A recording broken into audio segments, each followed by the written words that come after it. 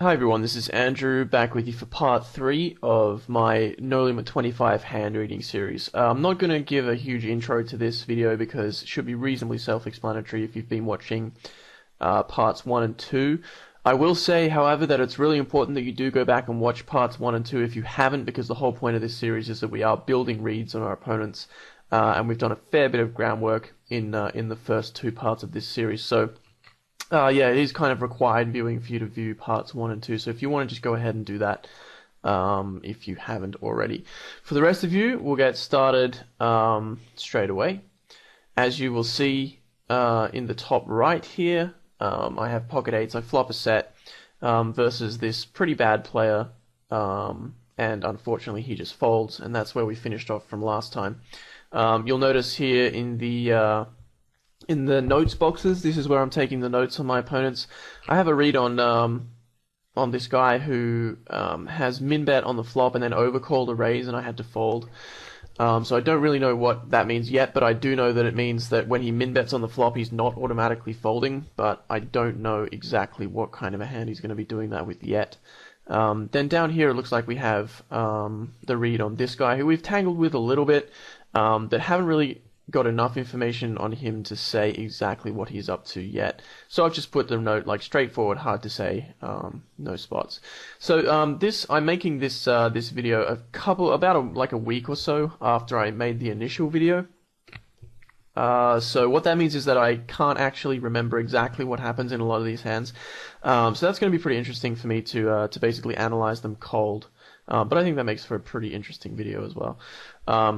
Yeah, okay, it's sort of coming back to me now. This Chameleon 1 guy, I have like reads for him that I remember from after the session, but at this point I wouldn't really know. I wouldn't really know anything about him, but I do remember sort of what happened after, my complete read on him. Having my complete read on him, I probably wouldn't call the Queen 9 here. I'd probably 3-bet or fold, but I didn't have that read on him at the time. He just seemed pretty tight, straightforward. So I'm going to go ahead and defend the Queen 9. Certainly very standard, blind versus blind. But versus a guy who turned out to be as tight and solid as this guy, I can probably lay it down or go for a 3-bet. But as it is, I think it's fine. On this board, it's certainly not a terrible board for me.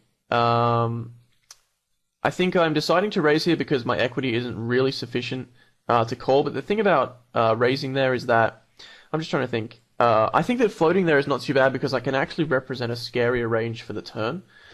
And I think that I hadn't really considered that when I was playing the session. If I actually float this flop, I can represent a king, I can represent a 10, possibly a 3, any flush draw, any straight draw, which makes pretty much every turn card quite bad for him.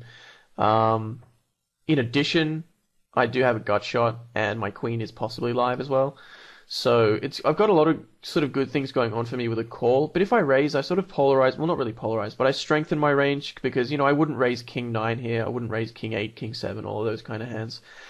I would raise a flush draw, I would maybe raise a straight draw, but it kind of just takes a lot of hands out of my range, whereas just flat calling keeps a lot of hands in my range, and what that means is that it makes the turn card much scarier for him, because I can hit so many more turn cards when I flat call as opposed to when I raise.